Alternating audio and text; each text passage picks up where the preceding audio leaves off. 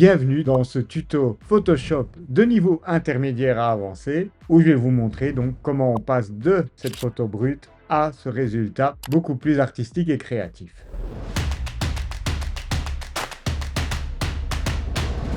L'autre jour, sur mon groupe photo sur Facebook, un de mes membres, David Pluchart, a demandé s'il y avait un tuto pour approcher du rendu de ce type de photographie. Et donc, suite à l'engouement que vous avez manifesté sur mon groupe, que vous êtes d'ailleurs cordialement invité à rejoindre si vous le désirez, le lien est dans la description, plusieurs d'entre vous ont émis l'idée que ce type de photo avait été réalisé avec des anciens objectifs qui permettent d'avoir des effets créatifs comme ça. Et c'est peut-être vrai. Du coup, je suis allé voir le travail de ce photographe coréen, je crois, Yong-Ki Park, qui fait vraiment de très belles choses. Et donc là, en voyant son travail qui, au passage, est magnifique, j'ai compris tout de suite qu'il s'agissait non pas d'effets à la prise de vue, mais bien de post-traitement. Mais je pense avoir bien compris les techniques utilisées dans Photoshop pour arriver à ce genre de résultat. J'ai cherché une photo qui s'apparentait un petit peu à celle de Yong-Ki Park, c'est-à-dire typiquement vue d'en haut, pour vous montrer ce genre d'effet. Il est possible aussi de créer d'autres genres d'effets en fonction de l'angle de prise de vue, mais ici on va essayer de réaliser ce type d'effet en particulier où le cœur de la fleur reste net et les pétales ont cet aspect flouté, crémeux, et où les pétales sont également incurvés. Alors, je ne sais pas de quelle fleur il s'agit. D'ailleurs, si vous le savez, je vous invite à le mentionner en commentaire. J'ai fait quelques recherches, mais n'ai pas réussi à trouver.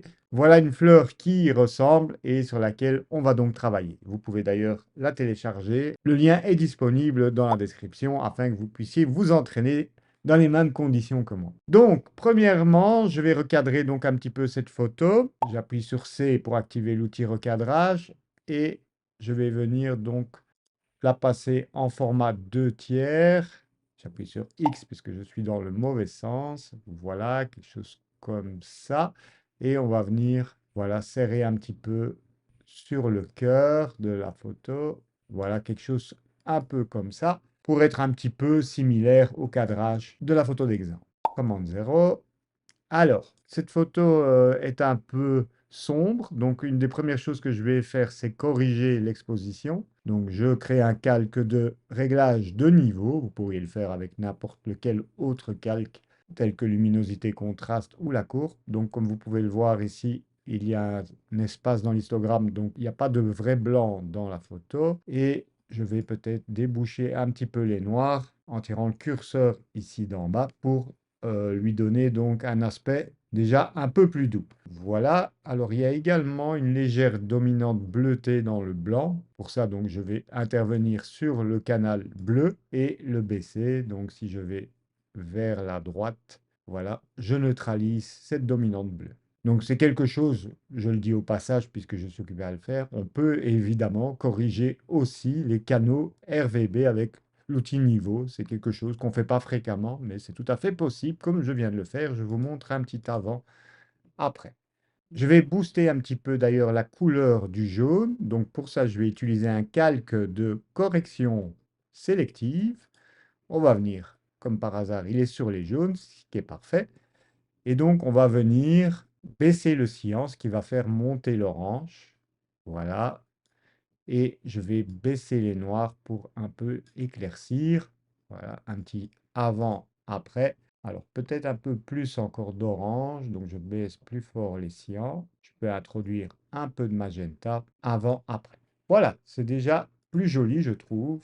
On va faire un Alt-clic sur le calque d'arrière-plan. Ouais, ça me plaît mieux. Alors, passons maintenant aux choses sérieuses, donc les effets créatifs. Donc, je vais commencer par créer une copie fusionnée de tous ces calques. Ici, je vais le convertir en arrière-plan, celui-ci. Donc, pour ça, calque, nouveau, arrière-plan d'après un calque. Comme ça, il s'appelle arrière-plan et il est verrouillé. Je viens ici au sommet de la pile des calques et je vais créer une copie fusionnée de tous les calques. Pour ça, je fais le raccourci à 4 doigts. Commande, option Shift E sur Mac, CTRL Alt Shift E sur PC. Donc ici, ce sera notre effet créatif. Donc on va l'appeler flou au pluriel, puisque vous allez voir que j'utilise plusieurs flous simultanément. Et une des premières choses qu'on va faire, c'est convertir ce calque de flou créatif en objet dynamique pour pouvoir revenir à volonté sur les réglages. Clic droit, convertir en objet dynamique. Hop. Et là, un des premiers filtres que je vais appliquer, c'est un filtre de flou radial.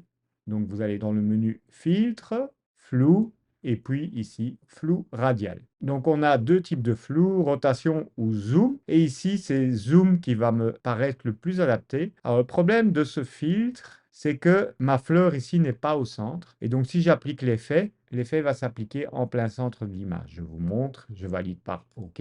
Et voilà, vous voyez du coup, le centre de l'effet se trouve ici. Alors que moi, je voudrais qu'il soit sur le centre de la fleur. Donc je vais annuler, commande ou CTRL Z. Je retourne dans filtre, flou, flou radial. Et vous avez la possibilité de déplacer ici le point d'origine du flou radial. Alors, c'est un vieux filtre, malheureusement. Donc, on doit travailler comme ça un petit peu au pif, faire quelques essais. Hop, et là, vous voyez, on est déjà beaucoup mieux. Donc, je pense que je vais le laisser comme ça. Je trouve l'effet sympa. Et ce que je vais faire directement, vous voyez que quand vous créez un filtre dynamique sur un calque dynamique, donc, vous avez un masque qui est automatiquement créé. On va venir sur ce masque et on va venir prendre un large pinceau, raccourci clavier B, avec du noir en avant-plan.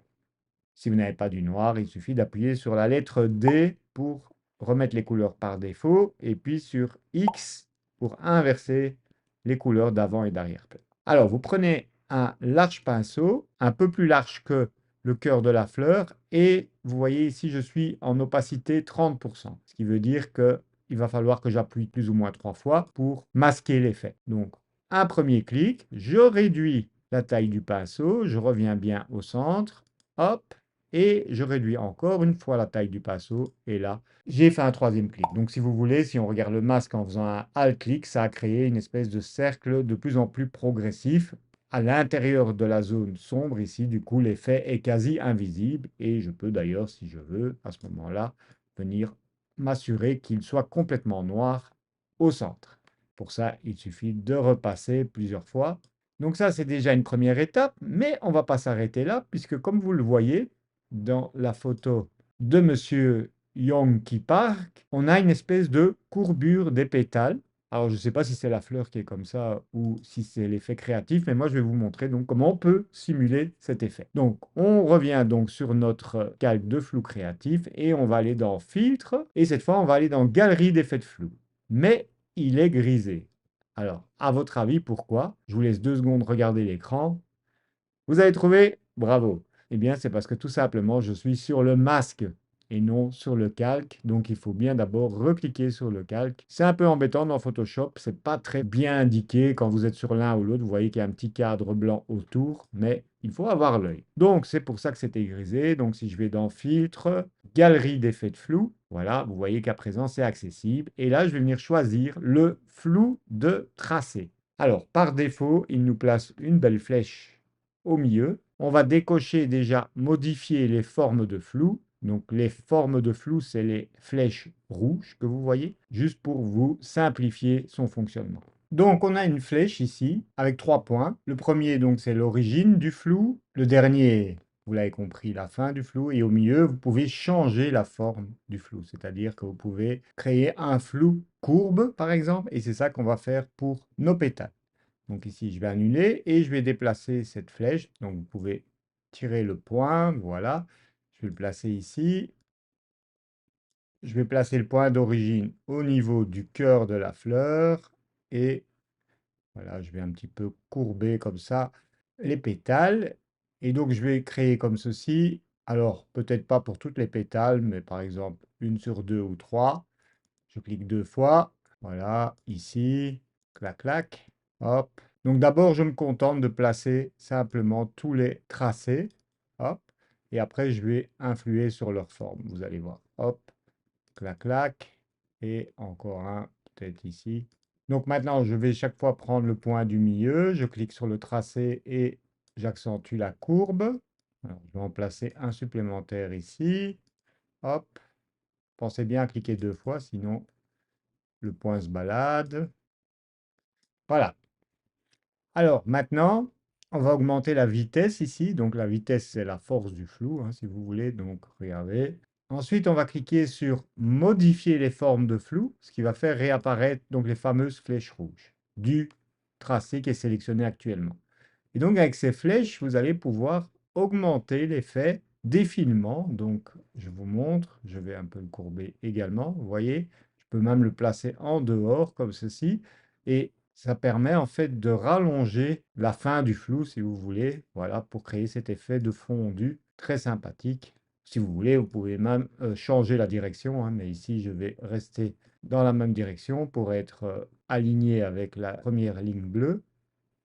Voilà, hop, c'est pour créer donc cet effet d'effilement. Alors là, j'ai créé un flou sans faire exprès, donc vous pouvez effacer le flou, il suffit de cliquer dessus et puis d'appuyer sur Delete. Voilà, donc je reviens ici et je vais prolonger donc le flou. Vous voyez l'effet que ça fait, hop, je tire et ça se prolonge du coup. Alors j'adapte un peu la forme, voilà. Vous voyez, ça vous permet comme ça de doser l'effet et de le rendre plus diffus si vous allez dans la direction un peu contraire de la première flèche. Hop, je tire ici, je les prolonge et encore ceci. Vous avez compris le principe, hein. Voilà. Ici, je vais accentuer un peu plus, par exemple, la courbure. Voilà, quelque chose comme ça est assez sympa. OK, commande 0. Alors, si vous jouez avec les filements, au plus vous allez effiler, au moins l'effet va être large. Vous voyez, les pétales sont restés beaucoup plus fines. Ou au contraire, ici, ça va créer quelque chose de beaucoup plus massif. Donc ici, je vais chercher un compromis entre les deux. Alors, vous voyez que c'est un filtre qui est gourmand en ressources, donc évidemment, ça prend chaque fois un petit peu de temps de calcul. Alors celui-là, j'aime moins la forme, donc je vais réintervenir dessus. Donc vous voyez, tout ça est super flexible. Vous pouvez vraiment créer des flous dans toutes les directions. Je vais en rajouter un ici. Je vais cocher qualité supérieure après avoir fait donc toutes mes modifications. Ça va être un peu plus long, mais comme ils disent que c'est de qualité supérieure, on va les croire. Donc j'appuie sur OK. Et voilà donc l'effet. Alors, vous voyez ici, j'aime pas trop le rendu, donc je vais réintervenir dessus. C'est ça l'avantage du filtre dynamique. Galerie d'effets de flou. Voilà, vous retrouvez exactement vos points. Donc, c'est ici que j'aime moins la façon dont ça se tord. Voilà, je vais intervenir sur l'autre flèche. La flèche de départ, donc. Voilà, je vais aller quelque chose comme ça. Alors, vous pouvez toujours appuyer sur H pour cacher toutes les flèches, parce qu'à un moment, vous en avez tellement créé qu'on n'y voit plus rien. Et là, ça me semble pas mal. Donc là, je vais valider. Donc, vous voyez l'intérêt de travailler avec un objet dynamique, c'est que vous pouvez revenir à tout moment donc, sur vos modifications. Alors, je vais vous montrer. Donc, maintenant, je peux désactiver le flou de tracé. Je remontre du départ. Donc, le flou radial a permis de faire rayonner comme ceci l'effet de flou. Et la galerie d'effets de flou, donc ici le flou de tracé, a permis de tordre, si vous voulez, de créer cet effet arrondi au flou. Donc je le réactive et voilà, là on a un effet qui est, je trouve, assez sympathique. Et on peut ajouter par exemple par-dessus maintenant un filtre caméra raw. Alors pourquoi un filtre caméra raw? Je vais vous montrer. Filtre caméra raw, parce que ça va nous permettre en fait d'ajouter par exemple cet effet encore plus crémeux. Donc comment? On va aller dans détail, on va mettre la réduction du bruit au maximum. On va aller dans effet et on va jouer sur la clarté. Et donc on peut diffuser plus ou moins l'effet ou au contraire plus séparer les faisceaux. Je vais aller dans lumière et déboucher un peu les noirs pour créer un look plus pastel. Et je pense que je vais aller un peu dans étalonnage pour faire varier la teinte du vert primaire, qui est peut-être un peu trop jaune à mon goût. Voilà, je vais aller vers quelque chose d'un peu plus cyan. Voilà, alors je vous rappelle que le centre de la fleur va être masqué quand je vais valider par OK, puisqu'il y a un masque. Voilà, donc on va faire un petit avant-après. Voilà, commande moins. Et donc, vous voyez, on obtient ce genre de flou assez crémeux. On va faire un petit avant-après. Avant, après, vous voyez qu'on a quand même pas mal modifié la photo. Alors après, si vous voulez pas voir le départ des pétales, ici, vous pouvez toujours venir avec un fin pinceau. Voilà, avec donc du blanc en avant-plan, attention. Et vous allez comme ceci, voilà, un petit peu fondre le départ des tiges, histoire que ça s'intègre encore un peu mieux.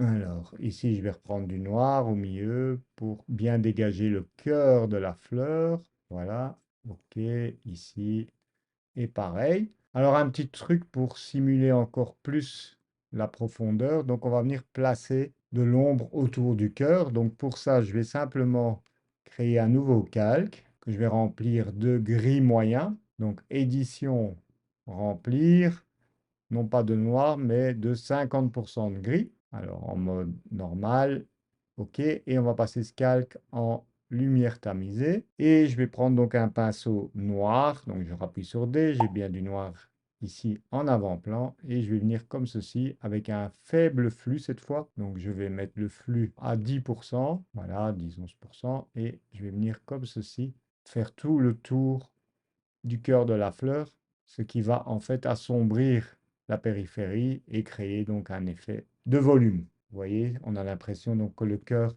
se détache plus du flou d'arrière-plan. Donc c'est ce qu'on appelle du burn hein, dans la technique Dodge and Burn. Ici, je ne vais pas spécialement éclaircir des zones, mais donc créer cet effet de volume. Donc voilà un premier avant-après. Alors en faisant cet avant-après, je me dis que ça pourrait être intéressant de réintégrer un petit peu de la texture des fleurs originales qui sont ici à gauche et à droite, parce que là ça fait une grosse masse floue. Eh bien, on va venir simplement ajouter un masque à notre ensemble ici, flou créatif. Comme ça, en fait, je dissocie les masques d'effet. Hein. C'est l'avantage quand vous avez un masque qui s'occupe de masquer les filtres. Et vous pouvez lui adjoindre un masque qui, lui, va masquer simplement le calque qui est à sa gauche et donc révéler la photo originale qui est en dessous. Donc pour ça, une faible opacité, un faible flux. Donc ici, on est à 30 d'opacité, 11 de flux.